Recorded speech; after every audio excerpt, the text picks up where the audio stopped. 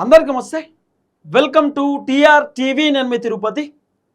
నిన్న తెలంగాణ రాష్ట్ర ముఖ్యమంత్రి రేవంత్ అన్న కాళేశ్వరం ప్రాజెక్టు దగ్గరికి పోయిండు. మేడిగడ్డకు సంబంధించిన బ్యారేజ్ని చూసిండు. ఎక్కడెక్కడ పిల్లర్లు కుంగిపోయినాయి, ఏ పిల్లర్కి పర్రెలు వాసినాయి, ఏ పిల్లర్కి చిన్న చిన్నగా గీతలు పడ్డాయి, ఇవన్నీ కూడా రేవంత్ అన్న నిన్న చూసినటువంటి కార్యక్రమం చేసిండు.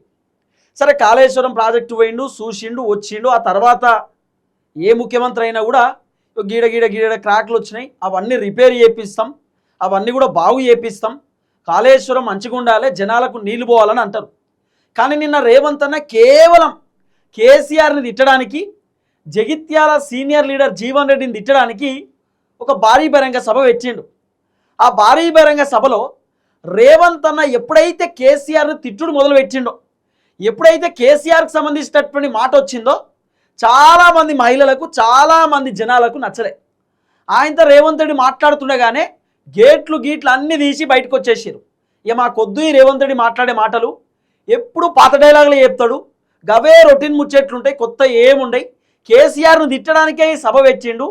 ఒక్కొక్కరికి 200-300 రూపాయలు కూడా ఇచ్చిరు అనేది కొంత వినబడుతున్నటువంటి ఒక చర్చ. రేవంత్ రెడ్డి సభకు పోవడానికి మనిషికి 300 రూపాయలు ఇచ్చిరనేది కొంత వినబడుతున్న వ్యవహారం. నిజమో కాదో మనకు తెలియదు, కానీ కొంత సోషల్ మీడియాలో వినబడుతున్నటువంటి ఒక చర్చ. రేవంత్ అన్న కేవలం కేసీఆర్ నిన్న జగిత్యాల్లో భారీ బహిరంగ సభ పెట్టిండు. నిన్న జగిత్యాల్లో కేసీఆర్ రేవంత్ రెడ్డి ప్రభుత్వాన్ని, రేవంత్ రెడ్డిని ఉద్దేశించి మాట్లాడిండు. కానీ రేవంత్ రెడ్డి పేరు ఎక్కడ కూడా కేసీఆర్ తీయలే, ఎక్కడ కూడా రేవంత్ రెడ్డిని హైలైట్ చేయలే.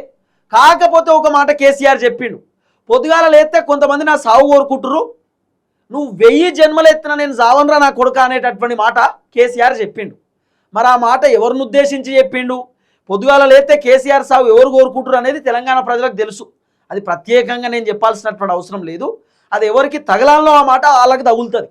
ఇక నిన్న రేవంత్ అన్న కేసీఆర్ను పొల్లు తిట్టిండు. మామూలు తిట్లు కాదు, పాతాళంలో ఒక దొక్కుతాం, గోరు తీసి పాత పెడతాం, జగిత్యాలో జెండా వాత్తం, రైతు బంధు ఇచ్చేసినాం, రుణమాఫీ చేసేసినాం, 6 గ్యారెంటీలు అమలైపోయింది, 420 హామీలు అమలైపోయినాయి, 70,000 ఉద్యోగాలు ఇచ్చినాం, నిరుద్యోగ వృత్తి కూడా వస్తుంది, పెన్షన్లు కూడా వస్తున్నాయని చెప్పి రేవంత్ అన్న మొత్తం పాత డైలాగులు కొట్టేటటువంటి కార్యక్రమం చేసిండు. ఒకప్పుడు కేసీఆర్ ముఖ్యమంత్రి ఉన్నప్పుడు ఎట్లా మాట్లాడుతుండేనో సేమ్ కేసీఆర్ లెక్క రేవంత్ అన్న మాట్లాడుతున్నాడు. కేసీఆర్ ముఖ్యమంత్రి ఉన్నప్పుడు చేయనటువంటి పని కూడా చేసినా అని చెప్తుండే. ఇప్పుడు రేవంత్ అన్న కూడా సేమ్ యాస్టీస్, అప్పట్లో కేసీఆర్ ఏం మాట్లాడిండో రేవంత్ అన్న కూడా యాస్టీస్ గదే మాట్లాడుతున్నాడు, యాస్టీస్ దిస్తున్నాడు. ఇక రేవంత్ అన్న చెప్తున్నాడు, 1,00,000 కోట్ల కాళేశ్వరం ప్రాజెక్టు కేసీఆర్ వల్ల ఖతమైపోయింది, కేసీఆర్ను చెట్టు కట్టేసి వృధియ బుద్ధి అవుతుంది. కానీ ఇప్పుడు అట్లా లేదు సమాజం. ఒకప్పుడు ఆటవిక సమాజంలో అట్లుంటుండే, ఇప్పుడు చట్టాలు ఉన్నాయి, న్యాయస్థానం ఉన్నది. అట్లా కేసీఆర్ మేము ఉరిదీయలే, కేసీఆర్కి సంబంధించిన కాళేశ్వరం కేసుని సిబిఐకి అప్పచెప్పినామని చెప్పి రేవంత్ అన్న డైలాగులు కొట్టేటటువంటి కార్యక్రమం చేస్తున్నాడు. ఇప్పుడు రాష్ట్ర ప్రభుత్వం తలుసుకుంటే కేసీఆర్ని అరెస్ట్ చేసుడు పెద్ద లెక్కన? రాష్ట్ర ప్రభుత్వం తలుసుకుంటే కేటీఆర్ని, హరీష్ రావును, సంతోష్ రావును అరెస్ట్ చేసి లోపడేయడం పెద్ద లెక్కన? నిజంగానే వాళ్ళు తప్పు చేసి ఉంటే, కేసీఆర్ వల్ల నిజంగానే కాళేశ్వరం ఖతమైపోయి ఉంటే, 1,00,000 కోట్ల రూపాయలు నీళ్ళల్లో మునిగిపోయి ఉంటే రేవంత్ రెడ్డి చూసుకుంటుంటాడా? నిన్న పోయి గిట పోయి ఆ కార్లు కూడా 2-3 కార్లే ఉన్నాయి. ఆ కాళేశ్వరంకి సంబంధించిన మేడిగడ్డ దగ్గర పోయేటటువంటి కార్లు 2-3 కార్లే. నిన్న జనాలు కూడా దండిగా వచ్చిరని చెప్పారు. సీన్ కార్డ్ చేస్తే మొత్తం ఖాళీ కుర్చీలు ఉన్నాయి. ఆడ రేవంత్ రెడ్డి ముందే ఖాళీ కుర్చీలు ఉన్నాయి. ఇక మొత్తం జనాలను కూర్చోబెట్టిరు. ఎక్కడ నిల్చోబెడితే పల్సగా కనబడతారు జనాలు అని చెప్పి కూర్చోబెట్టిరు. నిండుగా కనబడుతుంది కదా జనాలు కూర్చుంటే, ఒక్కొక్క కుర్చీకి జాగా ఇంత ఉంటుంది కాబట్టి అందరినీ కూర్చోబెట్టిరు. బాగా నిండుగా కనబట్టి డ్రోన్ విజువల్స్ పెడుతున్నారు, మొత్తం ఖాళీ కుర్చీలు. రేవంత్ రెడ్డి భారీ బహిరంగ సభల ఇక రేవంత్ అన్న నాకు వచ్చినటువంటి డైలాగులు ఏం కథ అనేది ఈ వీడియోలో మనం పిన్ టు పిన్ మాట్లాడుకోవాల్సినటువంటి అవసరం ఉంటుంది. కేవలం కేసీఆర్ను తిట్టడానికి, కేసీఆర్ జగిత్యాలో ఎట్లయినా రేవంత్ రెడ్డి ప్రభుత్వాన్ని ఉద్దేశించి మాట్లాడతాడని, కేసీఆర్ భారీ బహిరంగ సభను డైవర్ట్ చేయడానికి, కేసీఆర్ సభను తప్పుదో పట్టించడానికి, తన వైపు మొత్తం జనాలను తిప్పుకోవడానికి, తన వైపు మీడియా ఛానళ్ళను తిప్పుకోవడానికి రేవంత్ రెడ్డి ఒక భారీ బహిరంగ సభ పెట్టిండు. ఎంత విచిత్రం అంటే కొన్ని మీడియా ఛానళ్ళల్లో రేవంత్ రెడ్డి స్పీచ్ అట 70,000 మంది చూస్తారా? మీడియా ఛానల్లో 70,000 మంది చూస్తారు. మీడియా ఛానల్లో ఒక్కొక్క మీడియా ఛానల్ 45,000 మంది చూస్తారు రేవంత్ రెడ్డి స్పీచ్. అంటే కేసీఆర్ కంటే పెద్ద మనిషి, కేసీఆర్ కంటే ఎక్కువ చూస్తారా స్పీచ్? కేసీఆర్ 2 సంవత్సరాల తర్వాత ఒకసారి బయటకు వచ్చిండు. అసలు ఏం మాట్లాడతాడు కేసీఆర్, ఏం కథ అని చెప్పి పెద్ద పెద్ద ఛానల్ TV9, NTV, TV5 లాంటి ఛానల్ 20,000 మంది 30,000 మంది చూస్తుంటే, కొన్ని ఛానళ్ళు ఉన్నాయి రేవంత్ రెడ్డి డబ్బా కొట్టేటటువంటి ఛానల్, డిమ్కి డిమ్కి డిమ్కి అని చెప్పి డబ్బాలు కొడతా ఉంటాయి. ఆ ఛానల్ వల్ల 45,000 మంది 50,000 మంది రేవంత్ అన్న లైవ్ చూస్తారు. రేవంత్ అన్న సొంత ఛానల్ ఆయనకు సంబంధించినటువంటి సోషల్ మీడియాలోనే 5,000 కంటే ఎక్కువ చూస్తలేరు. ఇక రేవంత్ అన్నకు సపోర్ట్ చేసేటటువంటి ఛానల్లో 10,000. అంటే రేవంత్ అన్న చెప్పినట్టున్నాడు, కేసీఆర్ కంటే ఎక్కువ లైవ్ మన దాంట్లో చూడాలి. ఎందుకంటే ఇప్పుడు రేపు సోషల్ మీడియాలో ట్రోల్ చేస్తారు కదా. ఇగో TV9లో కేసీఆర్ లైవ్ 50,000 మంది చూస్తారు, రేవంత్ రెడ్డి లైవ్ 20,000 మంది చూస్తారని ట్రోల్ చేస్తారు. ఇప్పుడు రేవంత్ అన్న చెప్పినట్టున్నాడు, అన్ని ఛానల్లో 50,000 60,000 చూస్తున్నట్టు పెట్టండి అంటే. ఇప్పుడు ఏముంటుంది అంటే పేడ్ ఉంటుంది, ఛానల్స్లో కూడా పేడ్ ఉంటుంది. డబ్బులు కడితే లైవ్ కౌంట్ ఎక్కువ పెరుగుతుంది. ఆ పని చేసి నిన్న మీడియా ఛానల్స్ చాలా రేవంత్ రెడ్డి లైవ్ బాగా చూస్తున్నట్టు, బాగా మాట్లాడుతున్నట్టు నిన్న రకరకాల డైలాగులు వచ్చాయి. ఇక రేవంత్ అన్న ఏం చెప్పిండు ఏం కథ అనేది పిన్ టు పిన్ అన్న ఏం చెప్తున్నాడు, రియాలిటీ ఏందనేది నేను మీకు చెప్పేటటువంటి కార్యక్రమం చేస్తా. అన్న స్పీచ్లో జనాలు ఆయనంతా రేవంత్ రెడ్డి మాటలు నచ్చక, రేవంత్ రెడ్డి బూతులు నచ్చక, రేవంత్ రెడ్డి ఒక ముఖ్యమంత్రి హోదాలో ఉన్నటువంటి వ్యక్తి గివేం మాటలు అని చెప్పి జనాలకు నచ్చక మధ్యలోనే జనాలు వెళ్ళిపోయేటటువంటి కార్యక్రమం చేశారు. ఆ వీడియో కూడా నేను మీకు చూపించేటటువంటి కార్యక్రమం చేస్తా. ఫస్ట్ టైం మన ఛానల్ చూస్తున్న వాళ్ళు దయచేసి సబ్స్క్రైబ్ చేయండి, షేర్ చేయండి, లైక్ చేయండి. మీరు సబ్స్క్రైబ్ చేసుకోవడం ద్వారా నాకు ధైర్యం వస్తుంది, బలం వస్తుంది. నేను ఇంకా ప్రజా సమస్యలపైన గట్టిగా మాట్లాడతా, ప్రభుత్వాన్ని గట్టిగా ప్రశ్నిస్తా. రైట్గా టాపిక్లోకి పోదాం. ఏం చెప్పిండు అన్న అనేది ఒకసారి ఇనుర్రి. 1,00,000 కోట్లు, 1,00,000 అంటే 1,00,000. ఈ రోజు కాలేజీలో మొత్తం చూసొచ్చి ఏం చేసినావు అన్న? 1,00,000 కోట్లు, 1,00,000 అంటే 1,00,000. ఈ రోజే కాళేశ్వరం ప్రాజెక్టు చూసొచ్చినా అని డైలాగులు కొడుతారన్న. చెప్పన్న. మండుతుంది నిజంగానే. ఈ చట్టాలు ఇవి లేకపోతే ఆధునిక రాజ్యమే అయితే అడవిలో చెట్టుకు ఊరేసిన తప్పు లేదు. 1,00,000 కోట్ల రూపాయలు గోదావరిలో మంట కలిపినందుకు పేరు మారుస్తుంది, ఊరు మారుస్తుంది. నేను ఏమంటున్నా, కాళేశ్వరం ప్రాజెక్ట్కి 1,00,000 కోట్ల రూపాయలు కథం చేసింది కేసీఆర్ అని చెప్తున్నావు కదా. అసలు నువ్వు మొత్తం విచారణ, కాళేశ్వరం కమిషన్ విచారణ మేడిగడ్డ పైన వేసినావు. కాళేశ్వరం ప్రాజెక్టు మొత్తం పైన ఏదో విచారణ చేపించినట్టు ఫీల్ అవుడు ఎందుకు? కాళేశ్వరం మొత్తం కథమైపోయింది. మేడిగడ్డ, అన్నారం, సుందిల్లా, బాహుబలి మోటార్లు ఇవి మొత్తం ఆగమైపోయింది అని చెప్పి మీకు అనిపిస్తే అప్పుడు మీరు కాళేశ్వరం పైన ఉన్నటువంటి మొత్తం రిపోర్ట్ని తీసుకొచ్చి మాట్లాడాలి. మీరు ఇచ్చిందే కాళేశ్వరం కమిషన్కి సంబంధించిన రిపోర్టు మేడిగడ్డకి సంబంధించి, కేవలం మేడిగడ్డకి సంబంధించిన బ్యారేజ్ పైన మాత్రమే మీరు ఎంక్వైరీ చేసిర్రు. బాహుబలి మోటార్ల పైన ఎంక్వైరీ చేసిర్రా? అన్నారం, సుందిల్లాకి సంబంధించినటువంటి బ్యారేజ్ల పైన మీరు ఏమైనా ఇన్వెస్టిగేషన్ చేయించిరా? ఏమైనా వెరిఫికేషన్ చేయించిరా? విచారణ జరిగిందా? జరగలే. మరి కాళేశ్వరం మొత్తమే కథమైపోయిందని ఎట్లా మాట్లాడతారన్న? 1,00,000 కోట్లు పెట్టి కట్టిండు, కాళేశ్వరం మొత్తమే కథమైపోయిందని ఎందుకు మాట్లాడడం? మీరు ఇచ్చినటువంటి ఇన్వెస్టిగేషన్ రిపోర్ట్ కేవలం మేడిగడ్డకి సంబంధించి, ఇక మొత్తం కాళేశ్వరమే కథమైపోయిందని చెప్పి డైలాగులు చెప్పన్న. మార్చి 1,00,000 కోట్లు దిగమింగుతుంది. కాళేశ్వరం అని కడితే 3 ఏళ్లలోనే కూలేశ్వరం అయిపోయింది. దీనికి చెట్టుకు ఉరేసిన పాపం లేని తప్పులు చేస్తే అయినా ప్రజాస్వామ్యాన్ని నమ్మి మేము ఈ రోజు సిబిఐ విచారణకి ఇచ్చిన తప్ప చెట్టు కట్టేసి కుట్టలేదు. అదే నిజాం సర్కార్ అయితే ఇట్లా తప్పు చేసిన వాళ్ళు ఊర్లో గోదండం వేసి లాగులో తొండలు ఇడిచి తిరిగింది కళ్ళగొట్టేటోళ్ళు ఇట్లాంటి తప్పులు చేసిన వాళ్ళు. కానీ కాంగ్రెస్ పార్టీ కార్యకర్తల ప్రభుత్వం మంచిది కాబట్టే ఈ రోజు ఇవన్నీ చేయలేదు. ఇవి చేసినందుకు పాపాల భైరవుడు రావాలనా? దేనికోసం రావాలి? మళ్ళీ కొడుకును ముఖ్యమంత్రిని చేయడానికి, అల్లుని మంత్రిని చేయడానికి, సారాలో సోడా బడ్జెట్ని రాజ్యసభ చేయడానికి, బిడ్డకు ఎమ్మెల్సీ చేయడానికి పాపాల భైరవుడు రావాలనా? దేనికోసం రావాలయా నేను అడుగుతున్నా. ఈ కరీంనగర్ లో ప్రజాపాలన పోవాలంటుండు ఒక దళిత బిడ్డ అద్దూరు లక్ష్మణ్, లేచి నిలబ లక్ష్మణ్. ఒక దళిత బిడ్డను ఎమ్మెల్యే కాదు ఇవాళ మంత్రిగా చేసినందుకు ఆ పార్టీ ఓడిపోవాలన్నా జగిత్యాలలో.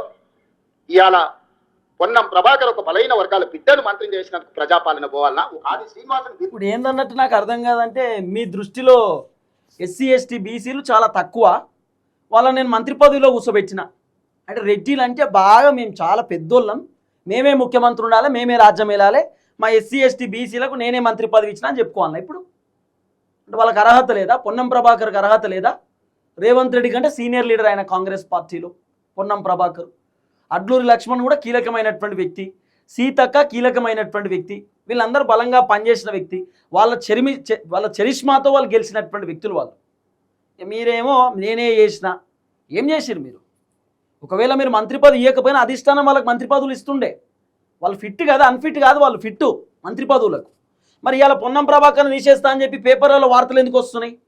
పొన్నం ప్రభాకర్ని మీరే మంత్రి చేసిరు, పొన్నం ప్రభాకర్ని తీసేస్తామని చెప్పి మళ్ళీ వార్తలు ఎందుకు రావడం? ఈ అంశం పైన కూడా రేవంత్ అన్న సమాధానం చెప్పాలి. విప్పు చేసినందుకు ప్రజాపాలన పోవాలన్నా, ఓ విజయ రమణారావును విప్పు చేసినందుకు ఈరోజు ప్రజాపాలన పోవాలన్నా, శ్రీధర్ బాబు గారి నేతృత్వంలో నడుస్తున్న ఈ ప్రభుత్వం ప్రజాపాలన పోవాలన్నా మిత్రులారా మీరు చెప్పండి. కరీంనగర్ జిల్లాలో 3 మంత్రులు 2 విప్పులు ఇచ్చినందుకు ఈ ప్రజాపాలన దిగిపోవాలనా? నీ ఒక్కరికి పదవి ఇవ్వకపోతే ఒక దళిత బిడ్డ అట్లూరి లక్ష్మణ్ మంత్రి చేస్తే నువ్వు చూసి ఓర్వలేను అని నువ్వు అసలు మనిషివేనా? ఇంత అసూయ ఇంత ద్వేషం ఎవరికైనా ఉంటుందా కడుపులా? ఇంతకాలం ముసుగు దొడుకొని బతికేడు జీవన్ రెడ్డిని అంటుండే అన్ని. కడుపు నిండా విషమే, విషమున్నోడు ఇవాళ కడుపులో కత్తులు పెట్టుకొని కౌగులించుకుంటారు. చూస్తున్నాం ఆయన ప్రభుత్వం వస్తా అంటే నాకు పెద్ద పదవి ఇస్తాడంట. నీకున్న ప్రతిపక్ష హోదా ఊడగొట్టకపోతే నా పేరు మార్చుకుంటా బిడ్డ కేసీఆర్.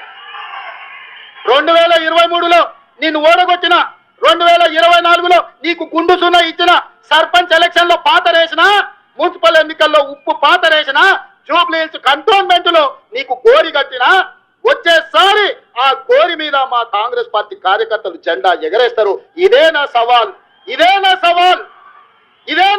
కాంగ్రెస్ పార్టీ కార్యకర్తల తరఫున. చూసుకుందాం కేసీఆర్, నువ్వు నేను వచ్చే ఎన్నికల్లో నువ్వు నేనా ప్రజాపాలన పాపాల భైరవుడా? మా కాంగ్రెస్ పార్టీ కార్యకర్తల లక్షలాది మంది 10 ఏళ్ళు కేసులు కట్టుకొని జైలు పోయి ప్రాణాలు వదిలి ఊపిరి బిగబట్టి జెండా మోసి అధికారంలోకి వస్తే పాపాల భైరవుడు రావాలి, ప్రజాపాలన పోవాలి అని మాట్లాడడానికి నీకు సిగ్గెట్లొచ్చిందని నేను అడుగుతున్నా మనిషిని. అందుకే మిత్రులారా ఈ ఆలోచన నుంచి నా మాటగా తీసుకోండి. ఎన్నికలు ఎన్నడొచ్చినా ఎప్పుడొచ్చినా ఒక్క మాట రాసి పెట్టుకోండి చరిత్రలో. కేసీఆర్ గారు జగిత్యాలలో నిన్ను పాతరేసి 100 మీటర్ల లోతు గోతి తీసి పాతి పెట్టే కార్యక్రమం మా కాంగ్రెస్ పార్టీ జగిత్యాల కార్యకర్తలు తీసుకుంటారు. సో ఇది కథ, రేవంత్ అన్నకు సంబంధించినటువంటి మాటలు. ఇక కేసీఆర్ను పాతాళం దొక్కుతా, మొత్తం అసలు రానియను, జగిత్యాల్లో నేనే అధికారంలో కొత్త, ఇవన్నీ కూడా డైలాగులు కొట్టేటటువంటి కార్యక్రమం చేసిండు రేవంత్ అన్న. నిన్న మాట్లాడేటటువంటి కార్యక్రమం చేసిండు. ఒకటే ఒక సినారియో కనబడుతున్నది, అదేంటంటే అగ్రెసివ్గా మాట్లాడిండు. కేసీఆర్ అక్కడ స్పీచ్ ఇస్తుండే రేవంత్ అన్నకు రాసిచ్చిరట. ఇగో కేసీఆర్ ఇదే మాట్లాడి ఇదే అని చెప్పి రేవంత్ అన్నకు రాసిచ్చిర్రు. ఆ రాసిచ్చినటువంటి డైలాగులు రేవంత్ అన్న చెప్పేటటువంటి కార్యక్రమం చేసిండు. రేవంత్ అన్నకు రాసిచ్చిర్రు డైలాగులు అన్నీ, ఇవే చెప్పాలా సార్ అని చెప్పి. అందుకే కేసీఆర్ని పాతాళంలోకి దొక్కుతా, జగిత్యాల్లో మళ్ళీ మేమే జెండా బాత్తాం. ఇప్పుడు జగిత్యాల్లో జెండా బాతింది మీరేనా? జగిత్యాల్లో జెండా బాతింది బీఆర్ఎస్ని తీసుకొచ్చి కాంగ్రెస్ పార్టీలో కలుపుకొని ఇగో రేవంత్ అన్న మాట్లాడుతుండగా జనాలు వెళ్ళిపోయారు. ఇగో ఎగ్జాక్ట్లీ కేసీఆర్ గురించి రేవంత్ అన్న మాట్లాడుతున్నాడు, పబ్లిక్ వెళ్ళిపోయారు. చూడండి, ఎగ్జాక్ట్లీ కేసీఆర్కి సంబంధించిన టాపిక్ తీసిండు రేవంత్ అన్న, జనాల కోపం వచ్చి వెళ్ళిపోయారు, పబ్లిక్ మొత్తం వెళ్ళిపోయారు. చూడండి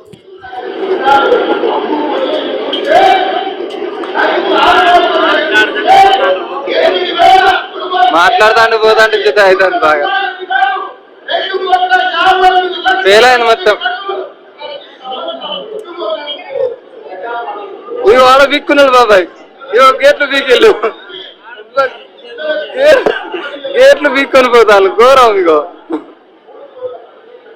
వాళ్ళు గొనిత్తాయిలు పోలీసు వాళ్ళు అయినా వీళ్ళు బీక్కొని వస్తారు. ఇగో ఘోరం జరుగుతుంది సభ.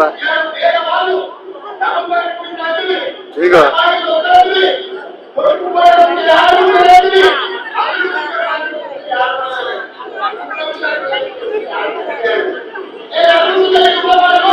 మొత్తం ఖాళీ కుర్చీలే. చూసిరు కదా కథ. ఎప్పుడైతే కేసీఆర్ గురించి రేవంత్ అన్న మాట్లాడిండో జనాలకు కోపం వచ్చింది. పొద్దుగాల లేస్తే రేవంత్ అన్న కేసీఆర్ని తిడుతున్నాడు, కేసీఆర్ని విమర్శలు చేస్తున్నాడు. ఈయన అధికారంలోకి వచ్చి చేసిందేం లేదు. 6 గ్యారెంటీలు అన్నాడు, 420 హామీలు అన్నాడు, రైతు బంధు అన్నాడు, రుణమాఫీ అన్నాడు, పెన్షన్లు అన్నాడు, అటే పోయినాయి.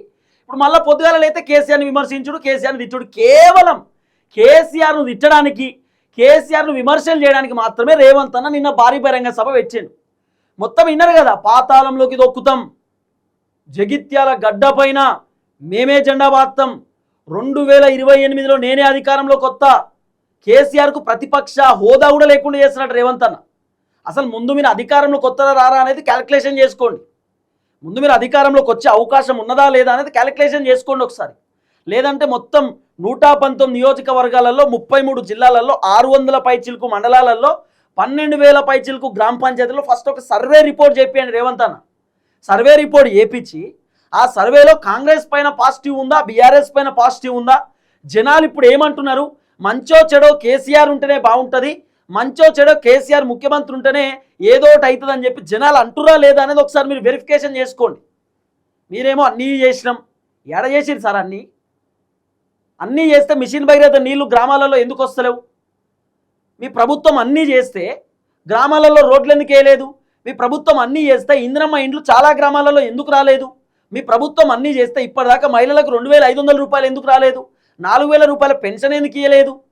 మీ ప్రభుత్వం అన్నీ చేస్తే 2 లక్షల ఉద్యోగాలు ఎందుకు ఇవ్వలేదు? రేవంత్ అనే చెప్తున్నాడు 70,000 ఉద్యోగాలు ఇచ్చినామని. కేవలం 19,000 ఉద్యోగాలు మాత్రం రేవంత్ రెడ్డి ఇచ్చి మిగిలినటువంటి నోటిఫికేషన్ మొత్తం కూడా కేసీఆర్ హయాంలో వచ్చినటువంటి నోటిఫికేషన్లు. ఆ నోటిఫికేషన్లకు పరీక్షలు పెట్టి నియామక పత్రాలు ఇచ్చి మంది పెళ్లిళ్ళ కాడికి పోయి మంగళారతి పట్టినట్టున్నది కథ.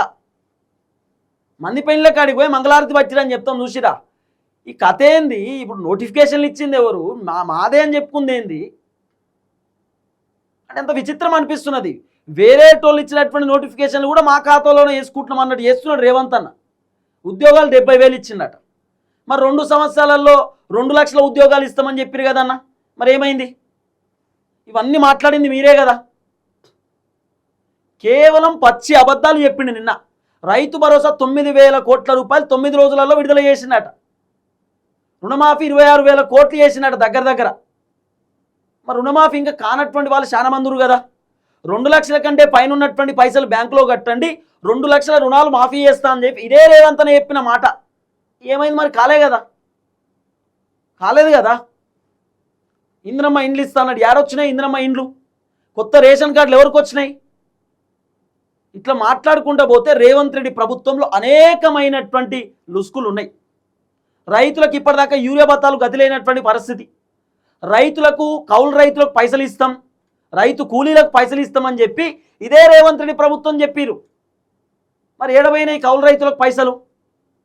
రైతు బందే చక్కగా ఇచ్చే పరిస్థితి లేదు, ఇక కౌలు రైతులకు పైసలు ఏమి ఇస్తావు? ఇక నిన్న పొల్లు విమర్శించింది కేసీఆర్ను, జీవన్ రెడ్డిని పట్టుకొని ఇష్టం ఉన్నట్టు రేవంత్ అన్న అగ్రెసివ్ స్పీచ్, గట్టిగా మాట్లాడడం, గట్టిగా అరవడం, ఇదే పని చేసిండు. ఆఖరికి జనాలకు కోపం వచ్చి ఇక మేము ఉండలేము, మా వల్ల కాదు, వద్దు ఈ సభ, వచ్చి వేస్ట్ అయిపోయింది, 10-11 గంటల దాకా ఈయన ఉండేందుకు దండగా, ఈయన స్పీచ్ ఏం పనికిరానటువంటి స్పీచ్, అంటే కేసీఆర్ని తిట్టడానికే ఈ సభ పెట్టిండు, అంతకు మించి ఏం లేదని చెప్పి ఆయన తెలిపారు. ఇప్పుడు ఈ మేడిగడ్డకు సంబంధించిన వ్యవహారం మాత్రమే కాదు, మొత్తం ఎంటైర్ కాళేశ్వరంలో మెగా కృష్ణారెడ్డికి సంబంధించినటువంటి పాత్ర లేదా? మెగా కృష్ణారెడ్డికి సంబంధించినటువంటి మెగా కాంట్రాక్టర్ అడగట్టలేదా? మరి మెగా కృష్ణారెడ్డిని ఎందుకు నువ్వు ఆపుతున్నావు? మెగా కృష్ణారెడ్డి పైన ఎందుకు ఎంక్వైరీ చేస్తలేవు? ఎల్ఎన్టీ సంస్థ పైన ఎందుకు నువ్వు ఎంక్వైరీ చేస్తలేవు? అంటే కేసీఆర్ టాపీ పట్టుకొని కట్టిండా కాళేశ్వరం? టాపీ పట్టుకొని టాపీ మేస్త్రి లెక్క ఏమైనా కట్టిండా అంటున్నా. అంటే కేసీఆర్ నిన్న కేసీఆర్ కాంగ్రెస్ ప్రభుత్వాన్ని ఉద్దేశించి మాట్లాడిండని చెప్పి మళ్ళీ కేసీఆర్ని విమర్శలు చేయడానికి రేవంత్ రెడ్డికి ఓ సాకు దొరకలే. మరి కేసీఆర్ని నిర్ణయమంటే ఏం చేద్దాం? కాళేశ్వరం కాడికి పోవాలి, ఆ మేడిగడ్డకు సంబంధించిన పిల్లర్ల కాడికి పోయి ఆ పిల్లర్లకు ఏడా పర్యలు వాసినాయి, ఏడేడా పిల్లర్లకు చిన్న క్రాక్ వచ్చిందో చూసి వచ్చి ఇక కేసీఆర్ పొడి ఇచ్చిండు. ఈ పని చేసిండు రేవంత్ అన్న. ఇంకా భారీ బహిరంగ సభలో రైతు బంధు రిలీజ్ చేసిండు, ఇట్లా బటన్ వచ్చిండు అన్న. ఈయన రైతు బంధు రిలీజ్ చేయాలంటే ఏదో ఒక భారీ బహిరంగ సభ పెట్టాలి, లేకపోతే కుదరదు. సభలలోనే రైతు బంధు రిలీజ్ చేస్తున్నావు, ఉత్తగా ఎందుకు చేస్తలేవు? రైతు బంధు అనేది ఏం కొత్త పథకం కాదు కదా, పాతదే కదా. మరి పాత పథకానికి నువ్వు ప్రత్యేకంగా బటన్ వస్తున్నా? 6 నెలలకు ఒక పంటకు 6 నెలలకు ఒక పంటకు టెన్షన్గా అకౌంట్లో పడాల్సినటువంటి ప్రక్రియ కదా. ఇక మాట్లాడి కూడా దండగానే. కానీ ఇక నిన్న రేవంత్ అనే ఈ విధంగా కొంత మాట్లాడేటటువంటి కార్యక్రమం చేసి అగ్రెసివ్ స్పీచ్ ఇచ్చిండు, కేవలం కేసీఆర్ తిట్టిండు. కేసీఆర్ తిడుతున్నటువంటి టైంలో జనాల కోపం వచ్చి వెళ్ళిపోయారు. ఇక రేవంత్ అని అంటున్నాడు మళ్ళీ అధికారంలోకి వస్తాం, మేమే జెండా వాస్తాం, ఇవన్నీ బంద్ చేయరన్న. మీకు అంత అవకాశం లేదు. ఆల్రెడీ మీ ప్రభుత్వం పైన తీవ్రమైనటువంటి వ్యతిరేకత వచ్చింది, భయంకరమైనటువంటి వ్యతిరేకత వచ్చింది. చాలామంది జనాలు మిమ్మల్ని తిట్టేటటువంటి కార్యక్రమం చేస్తున్నారు, చాలామంది రైతులు మీ ప్రభుత్వాన్ని విమర్శలు చేసేటటువంటి కార్యక్రమం చేస్తున్నారు. కాబట్టి మీ ప్రభుత్వాన్ని సెటరైట్ చేసుకోండి. మీ మంత్రులు మీ మాటలు వినే పరిస్థితి లేదు, మీ మంత్రులు మీ మాట వినే పరిస్థితి లేదు. మీ మంత్రులను కంట్రోల్ చేసుకోండి, మీ ప్రభుత్వంలో ఉన్నటువంటి ఎమ్మెల్యేలను కంట్రోల్ చేసుకోండి. మీ ఎమ్మెల్యేలు చెప్తున్నారు మాకు నిధులు వస్తలేవు, మా నియోజకవర్గానికి పనులు ఇవ్వాలంటే ఇబ్బంది అవుతుంది, మాకు నెలకు 1 కోటి రూపాయలు కావాలని చెప్పి మీ ఎమ్మెల్యేలు మీ పైన తిరుగుబాటు చేస్తున్నారన్న చర్చ వస్తున్నది. ఫస్ట్ మీ ప్రభుత్వాన్ని సెటరైట్ చేయండి, ఆ తర్వాత మీరు కేసీఆర్ని బొంద పెడతాం, కేసీఆర్ గోరి కడతాం, కేసీఆర్కు జెండా బాత్తాం. ఏం మాటలు ఇవి? ఒక ముఖ్యమంత్రి మాట్లాడాల్సిన మాటల? ఒక ముఖ్యమంత్రి హుందాతనంతో మాట్లాడాలి, ఒక ముఖ్యమంత్రి అద్భుతంగా మాట్లాడాలి. కానీ ఏం మాటలు? అంటే కేసీఆర్ తిట్టుడు, అంటే కేసీఆర్ సాగు కోరుకున్నాడు. ఇదే కథ రేవంత్ అన్నది. జనాలకు అది నచ్చలేదు, జనాలు ఆల్మోస్ట్ అందరూ వెళ్ళిపోయారు. అసలు చాలా విచిత్రం అనిపించింది వీడియో చూసినప్పుడు. నాకు కోపం వచ్చి వెళ్ళిపోయారు జనాలు, వేస్ట్ అని చెప్పి. రైతుత్సవాలను పెట్టిండు సభ. రేవంత్ అన్న స్టేజ్ మీద మాట్లాడుతున్నా, ఖాళీ కుర్చీలు అన్నాడు. అందరూ వెళ్ళిపోయారు, మహిళలు అంతా. ఫెయిల్ అయిందట, వాళ్ళే చెప్తున్నారు. ఒక గేట్ కూడా వీక్కొని పోతురు. ఎక్కడ కథ ఇది? ఎక్కడ లొల్లి? కాంగ్రెస్ అన్నట్టుంది కథ ఇప్పుడు ఇదంతా చూస్తుంటే.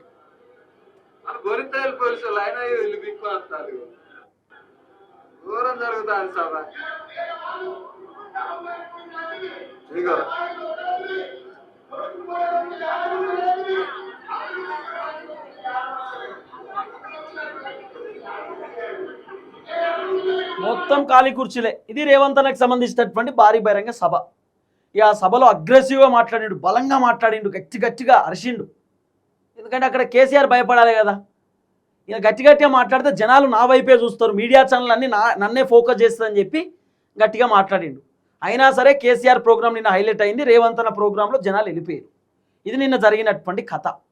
చూద్దాం ఏం జరగబోతుందో. దయచేసి వీడియో అందరూ షేర్ చేయండి. అందరికీ నమస్తే, థ్యాంక్ యూ సో మచ్. జై తెలంగాణ.